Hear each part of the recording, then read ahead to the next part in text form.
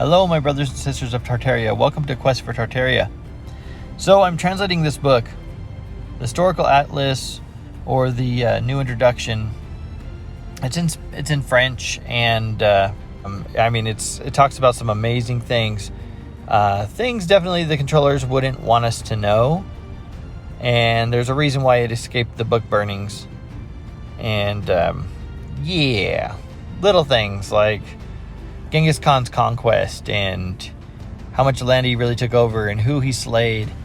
And he would have caused Tartaria to take over most of the known world, and then therefore the Romans didn't own the most territory. It would have been these guys. And so that's where we start. So I've been translating this book right now, and here's the translations. You guys can pause and read through this if you'd like, but I'm going to have it on a PDF. And right at first, the only thing I'm really worried about translating, of course, is Grande Tartarie. But I want to get down to where they start talking about Genghis Khan, because it's really important. So, first point of interest, it is defined by various groups of people that the Tartars called hordes, which in their design have much in common with the tribes of the Jews. The Tartary of Zagati has many peoples. And here we go again. The 10 lost tribes of Israel connected to Tartaria. That was a very common belief by the old historians and stuff. And I believe they knew what they were talking about. Check it out, guys. All right, here we cover that the fourth section of Tartaria was Gog and Magog, which is really interesting again. And they have a taste for horse meat, it looks like. Okay, right here. The Tartars generally wage wars. They are considered to be the best warriors on earth. Their wars always end with the looting and destruction of the country where they enter in arms. They got all the way. Shoot, man, they had their territory was Poland all the way over to Siberia. They conquered China, India, Arabia, and then Egypt. Then they take all of Africa, and then they move into Europe, which we'll see later. It's crazy. I'm pretty sure they held that empire until it looks like the 1500s, when the empire starts deteriorating or breaking away piece by piece. You got the Russians invading, you got the Spanish, the British, and so it's really interesting. Got other books on that I'm going to show you, and super interesting. Okay, guys, this is where it gets really interesting. Okay, so there's a few possibilities here. So, Genghis Khan's mother was named Ellen Soya, I guess is how you say it.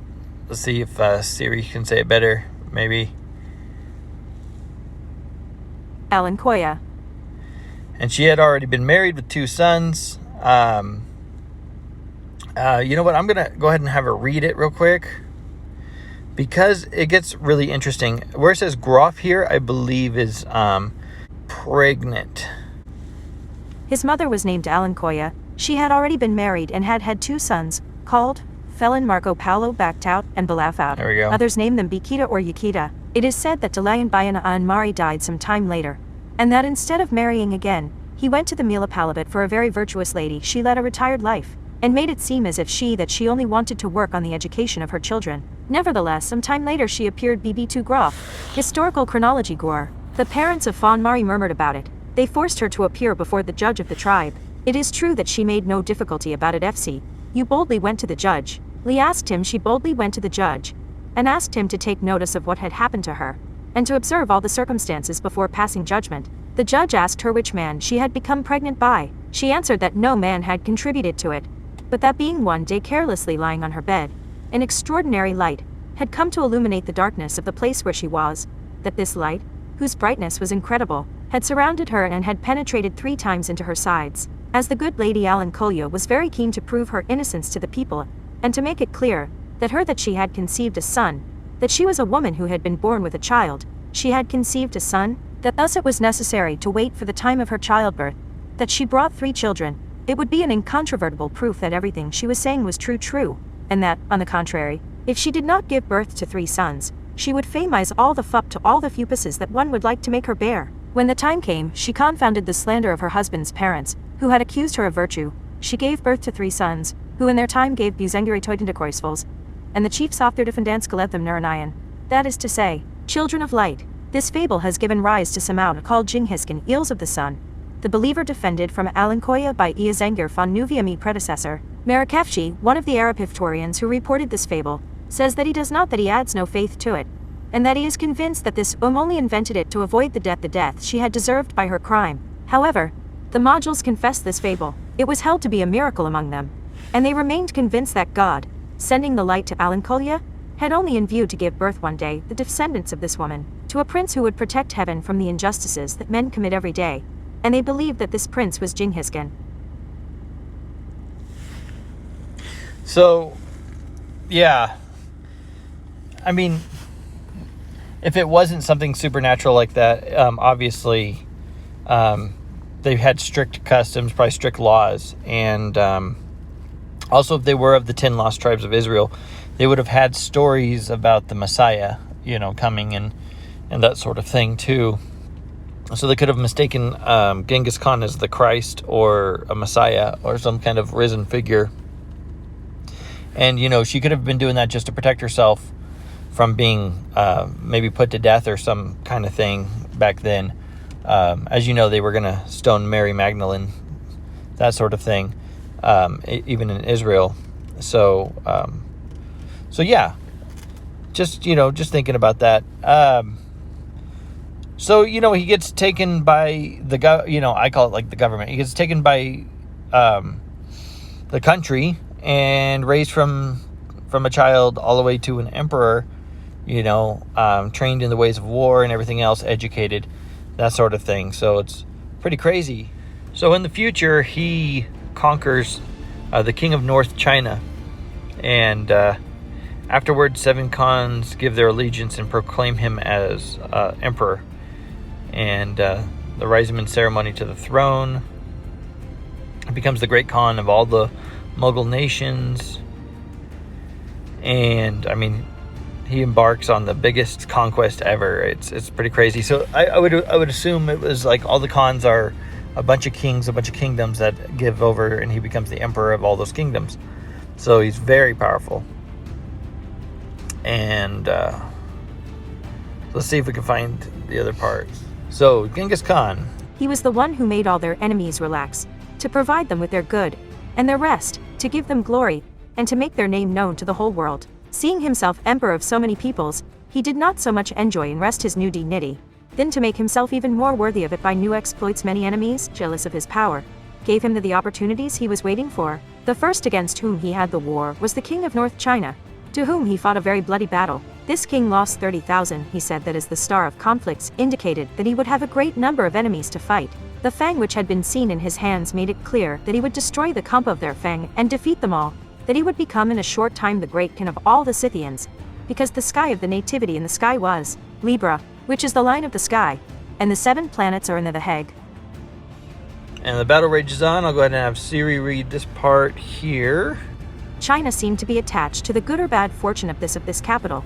The bravest Chinese and the great lords of the empire entered there to share the honor of a long defense. The great number of troops which was in the Mohammedans were obliged to put their trust in the strength of their walls, and in the value of the strength of their walls, and in the valor of those who defended them. They saw little change in the face of their affairs. In less than a month all their towers were rebuilt, their walls breached, and they were reduced to city, denying the Aphagians any chance of taking it by open force. They refrained from fighting. The famine became so great in Pequin that the men liked better to manage each other than to surrender. However, the confidence of the Chinese did them no favors, for the city was deprived by Tartagari, which was reported to the king of Chi to defend it in their fertile fortifications, which were no less good than the first. But an officer of their Garnifin, rebuffed by the obstinate Rafaluian, that the governor had taken to defend them until death, being in he conceived so much displeasure that he took to his heels. 5 years later, Genghis Khan, having had cause to complain about the Sultan of Cairo, wrote to all the foreign princes who were his friends or who paid him tribute, that he wanted to take revenge by means of arms for the contempt that this prince had shown for his friendship.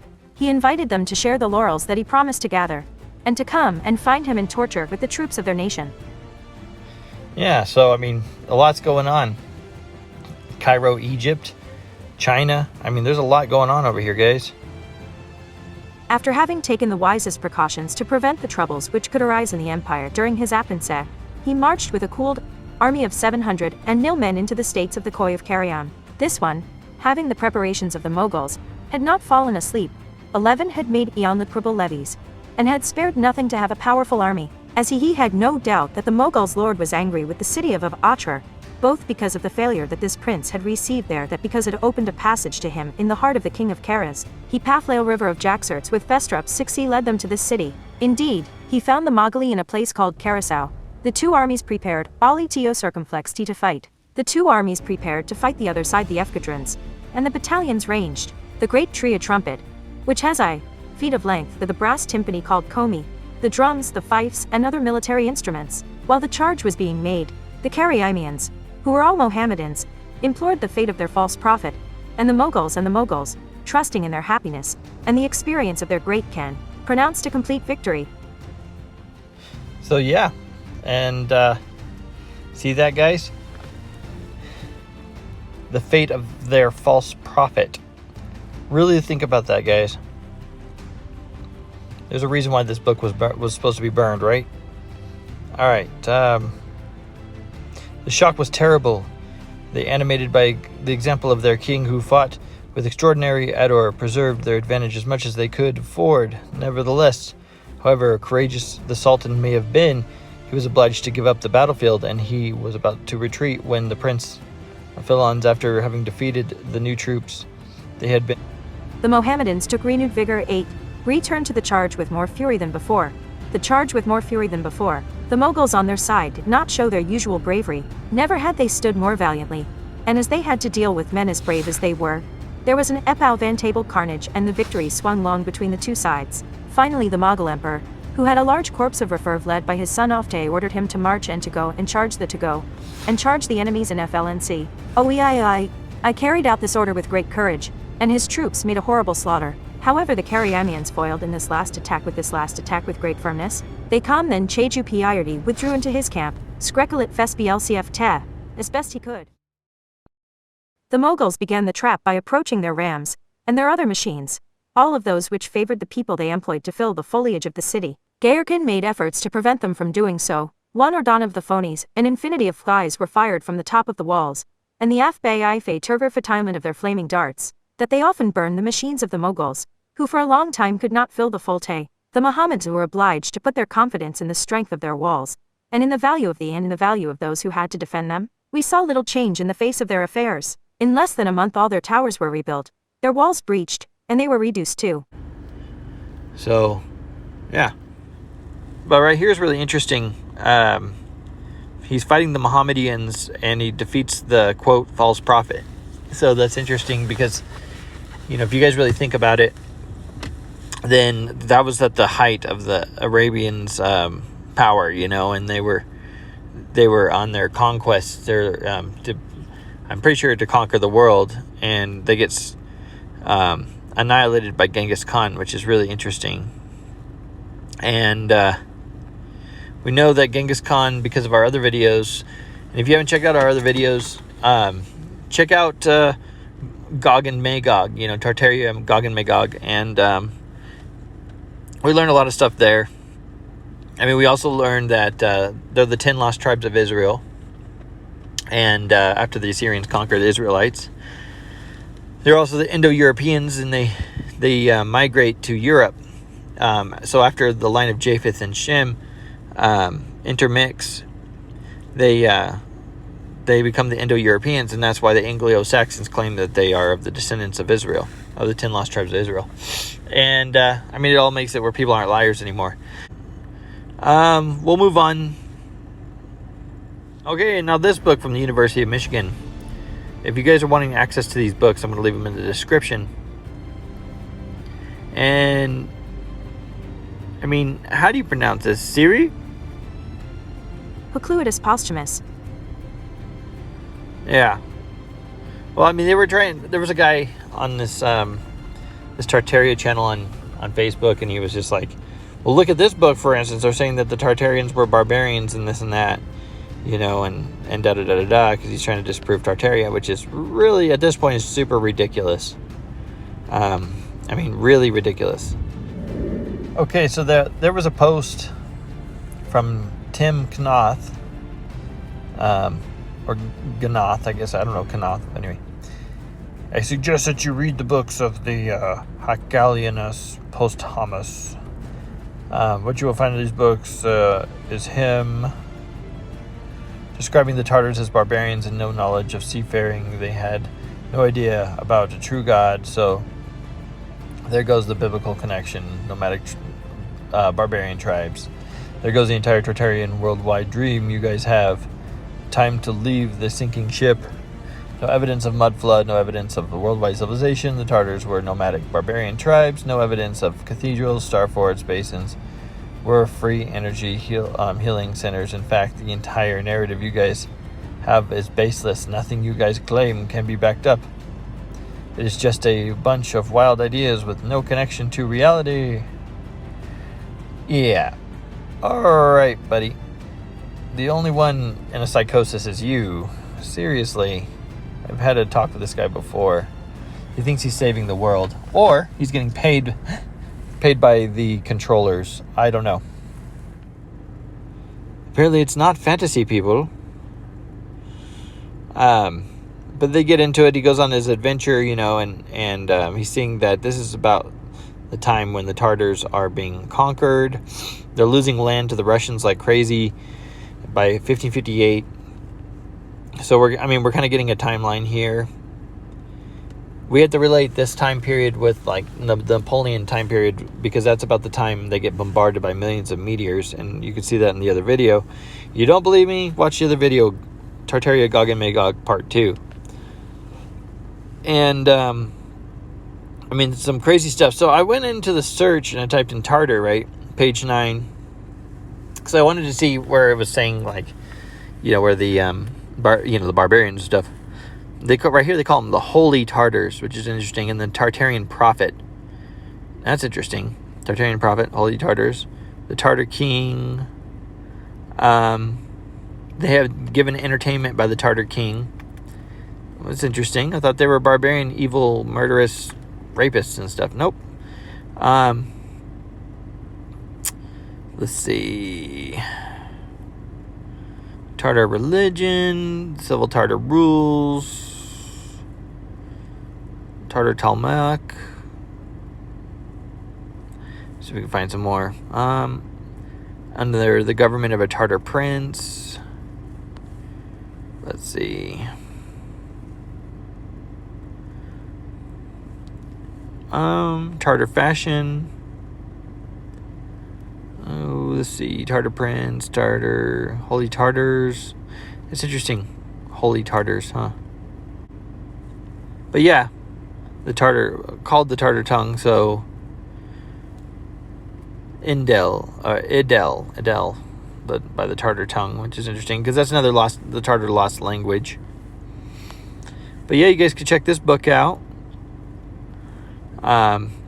Yeah, I'm not seeing barbarians. I gotta be fast through this. Tartar king, ambassadors, observations, king, temple. See, they have temples, right? The king of Tartars, accompanied. Oh, and it was interesting. I failed to mention on the last section the Franciscans, which is interesting in Tartaria. Sound like San Franciscans. I'll have to cut to that. Okay, here's a quick side note. I just found it really interesting. Genghis Khan, he was a symbol of our Europeans, not to say the grand vicar of the empire, and he or our Franciscans, which is interesting. Region of the Tartars, I have reported the above, that the emperor had written that he could not, the great Khan forbade Pan from distributing the law of the Catholics, and that he regulated the quantity of the land they were to embrace, and he sent them to Poland to mark the boundaries. Ambassadors came Only to welcome home the Tartar, but also to treat the marriage of the Lord and one of the Tartar sisters, named a beautiful woman of 30 years, very charitable to the poor, whom we often seen in the festival days. So, yeah, so much for barbarian rapists. Even this Tartarian princess is very charitable to the poor. I mean, guys, I'm pretty sure some of these guys are getting paid to get out and stop this information from getting out. I mean, I hate to be that guy, but gosh darn. Or are these guys just total, I don't know. I didn't say it. I was going to say it, but I didn't say it. Well, I mean, they obviously shot bows and arrows and had swords, but I mean, it's not the primitive tribal people. I mean, you know, even back in Genghis Khan's day, it said that he was making castles. So, I mean, whoopsie. All right, here's one that fell through the cracks, guys. So up here, there's an apple of Chinese growth called the flong. I'm not sure. It's kind of blurry. Signifying the fruit is about the size of a Havana orange and is delicious as a strawberry, the skin of which it tastes like that of a banana and peels off in sections. It has but 2 seeds in a pinkish color. They told us that it was a rare fruit in China, having been originally procured near the western boundary of China in the vicinity of the Great Wall of Tartary. And be careful cultivations and they've been brought out of perfection, blah, blah, blah. So anyway, yeah, you find an amazing fruit that is really rare, and it's by the Great Wall of Tartary. So, yeah, I mean, the Tartarians were Christian.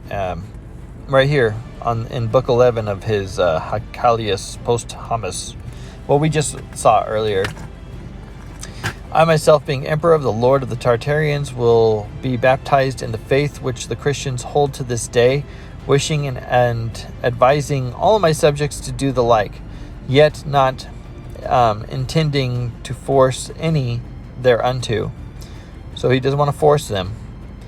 To your second, we will and agree that there be a perpetual peace between the Tartarians and Christians. The matter of the Holy Land, we say that if we could convincingly, we would willingly go there in person for the reverence we bear to our Lord Jesus Christ.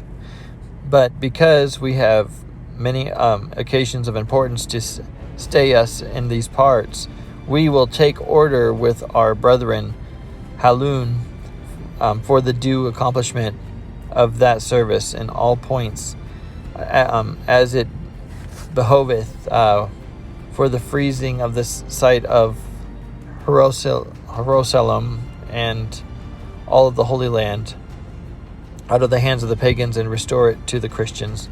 Isn't that interesting, guys? In this celestial Jerusalem, the word formerly communicated by God to Moses is found.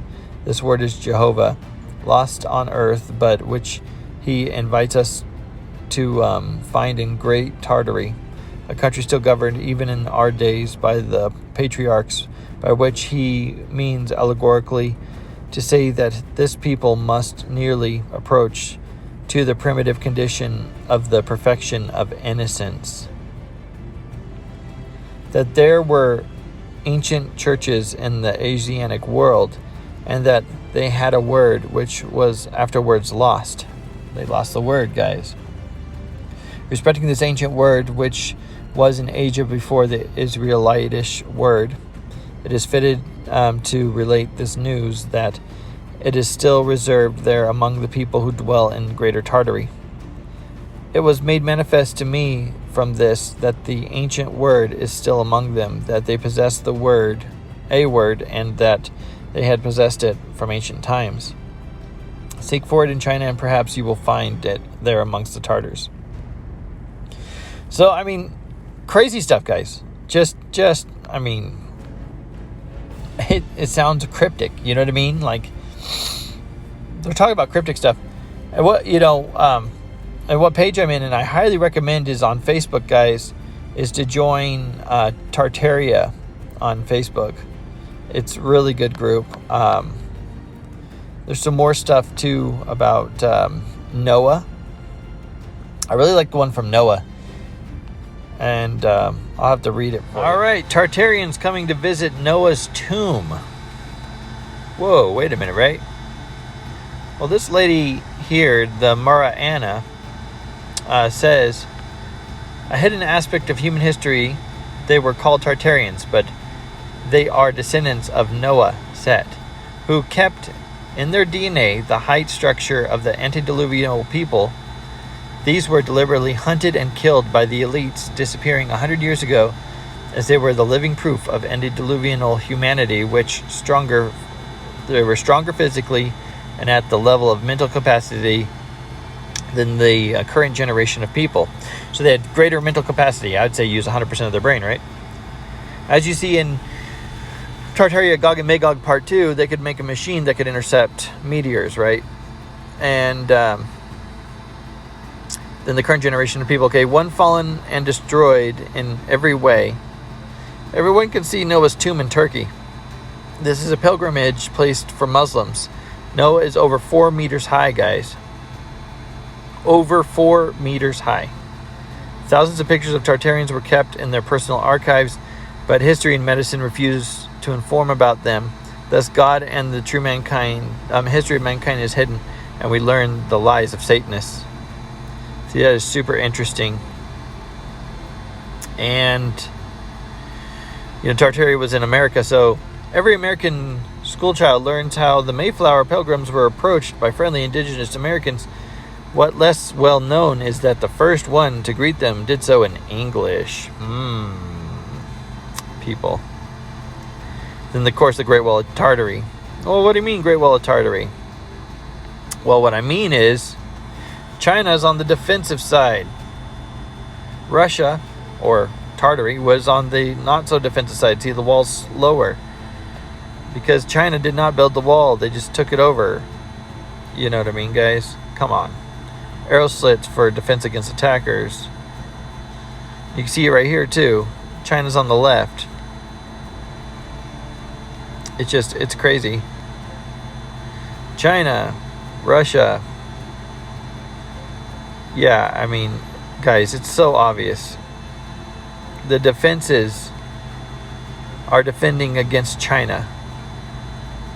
Mainstream will sit there and say, oh, the Chinese were a bunch of idiots because they built it backwards. And then since they started building it backwards, they said, F it. We'll just build the whole rest of the thousands and thousands of miles backwards. No, that's not how it works. Anyway, moving on. Well, this bloke was reading Isaac Newton's book, The Chronology of Ancient Kingdoms, amended in the document from 1300 AD. Talked about Tartaria, how they set out highly skilled carpenters and masons, basically all the trades to all the known world, with blueprints and instructions to teach the local people how to build houses and buildings. That passage explains why there's same buildings all over the world. Yes, there are, guys, the Roman buildings. Just as my buddy Lex here had talked about, you'll notice the same architecture all over the old world, in every country. World's fairs in the early 1900s were to cover this up. Sir Isaac Newton explains the coincidence in the chronology of the ancient kingdoms amended. The PDF is way down in my timeline if interested. Awesome. So yeah, look at this, guys. In Germany and in Japan, same building, same structure. I mean, come on. Well, that's all for now, guys. Like and subscribe to Quest for Tartaria. We'd love to hear your comments. Let us know what you guys want to see next time.